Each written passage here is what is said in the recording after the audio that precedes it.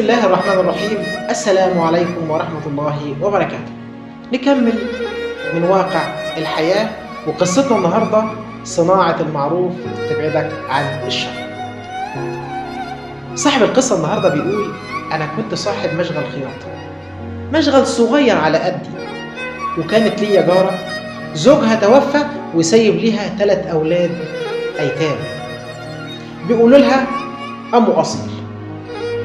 جاتني في يوم المحل وقالت لي: يا شيخ رضوان، أنا عندي مكنة خياطة كان زوجي شغال عليها وإحنا مش عارفين نشتغل عليها، وعايز أصرف على أولادي بس مش عارفة أعمل إيه، وإنت عارف إن دول أيتام. ممكن أجيب لك المكنة دي تأجرها مننا أو تأجرها لنا علشان ألاقي حل أعيش منه أنا وولادي؟ فقال: والله أنا استحييت منها وقلت لها على الراس والعين هاتيها لي. فلما جابتها لي لقى الموديل بتاع المكنة قديم جدا وما ينفعش استعمالها أصلا في أي حاجة، لكنه مش عاوز يكسر بخاطر الست دي. فسألها: انت عايزة مني إيجار كام في الشهر يا أم أصيل؟ قالت له: يا أخويا 3000 جنيه. طبعا القصة دي كانت الظروف والدنيا واقفة على الآخر، فأخدت الماكينة وقلت لها سيبيها على الله.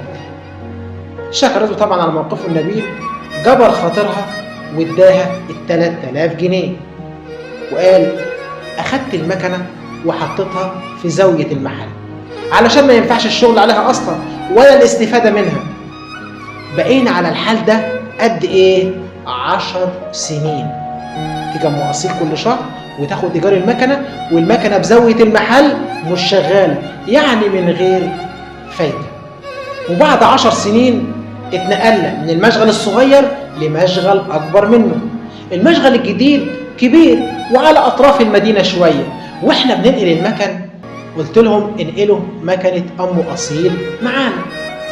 فقالت مديرة المشغل: يا شيخ رضوان، ليه راح ننقل مكنة أم أصيل؟ قال لها: انقلوها وخلاص، سيبوها على الله. ومرت السنين، وبعد 10 سنين تانيين قام زلزال في البلد. بيقول الشيخ رضوان: والله لا إله إلا هو، تم تدمير المنطقة كلها اللي فيها المشغل إلا المشغل بتاعي.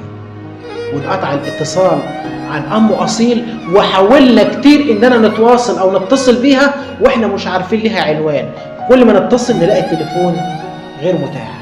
طبعا في الوقت ده سابتني مديرة المشغل وسافرت على بره، قعدت شهر 2، وبعد شهرين من سفرها اتصلت بيا: قولي للشيخ رضوان ببركة ماكينة أم أصيل حفظنا لك مشغلك لجبر خاطرها 20 سنة، وانت بتتاجر مع الله أعظم تجارة، تجارتك رابحة.